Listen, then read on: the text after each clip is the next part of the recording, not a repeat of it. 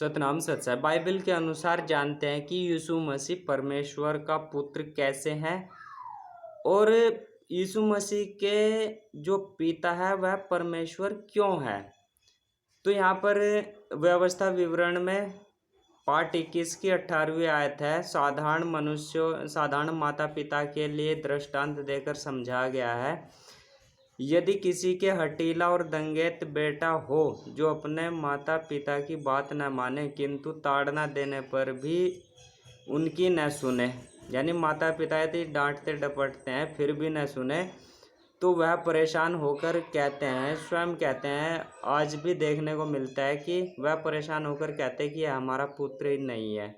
और जो इसके विपरीत होता है, जो अपने माता पिता का आज्ञाकारी होता है, संस्कारवान होता है, उसे सम्मान शब्दों में संबोधित करके या गर्व के साथ कहते हैं कि यह हमारा पुत्र है।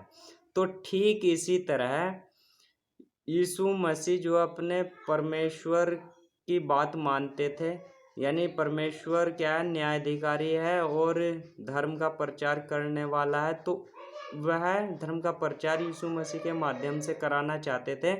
तो यीशु मसीह जो है अपने पिता की, परमेश्वर की धर्म वाली बात को मानते थे और उसका प्रचार प्रसार करते थे, इसलिए वह उन्हें अपना पिता कहते हैं। और जब हम किसी को पिता कहते हैं तो हमें फिर स्पष्टीकरण देने की ज़रूरत नहीं है कि हम उसके पुत्र न हो, यानी जब हमने किसी को पिता कहा है तो हम उसके पुत्र हो जाते हैं।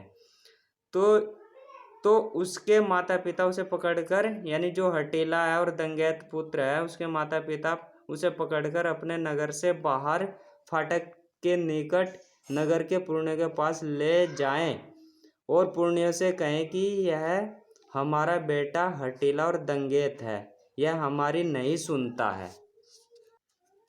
फिर आगे व्यवस्था विवरण में है 32 पाठ की 5वीं आयत, यानी जो इसी जाति के लोग टेढ़े और तिरछे हैं, यानी जो व्यक्ति अधर्मी हैं, असंस्कारी हैं, गलत कार्यों में लिप्त हैं, ये बिगड़ गए हैं, ये उसके पुत्र नहीं है, यानी ये परमेश्वर के पुत्र नहीं है, यह उनका कलंक है, यानी उसके नाम पर एक तरह से कलंक है।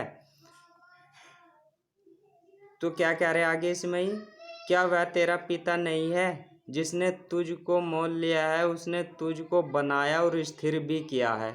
यानी तुम धर्म के मार्ग पर, जो तुम्हारा पिता चाहता है धर्म का प्रचार प्रसार करना, तुम फिर भी उसके मार्ग पर नहीं चलते, जिसने तुम्हें बनाया है और यह मनुष्य शरीर दिया, स्थिर किया है।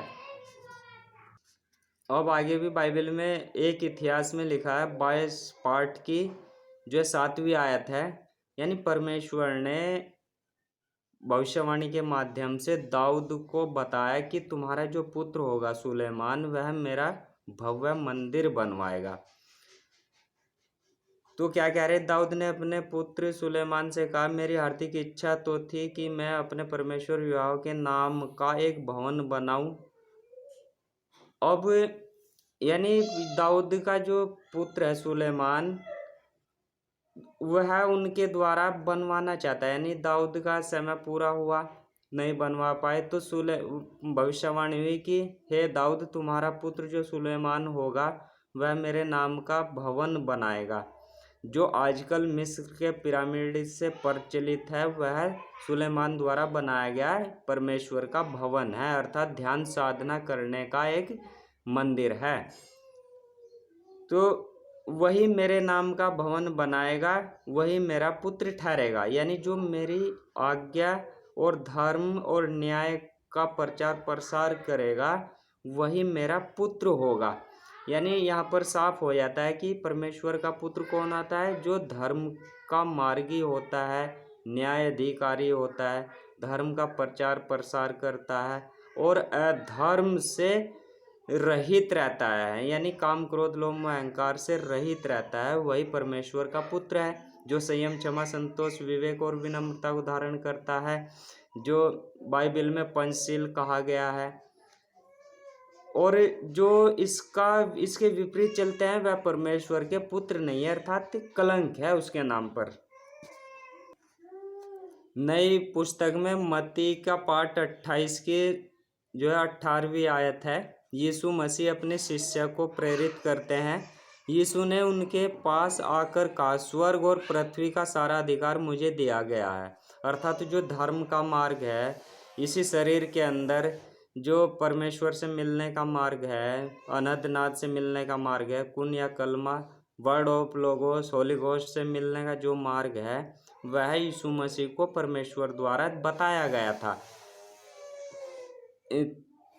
इसलिए तुम जाओ, सब जातियों के लोगों को चेला बनाओ। यानी तुम जाओ और सभी जो जातियाँ, संसार की सभी जो जातियाँ हैं मनुष्य के, जो एक समुदाय, भिन्न भिन्न समुदाय हैं, उन सबको बताओ और इस धर्म के मार्ग पर उन्हें अग्रसरित करो। जो कि भटके हुए लोग हैं, उन्हें धर्म के मार्ग पर जोड़ने के लिए तुम प्रचार व प्रसार करो।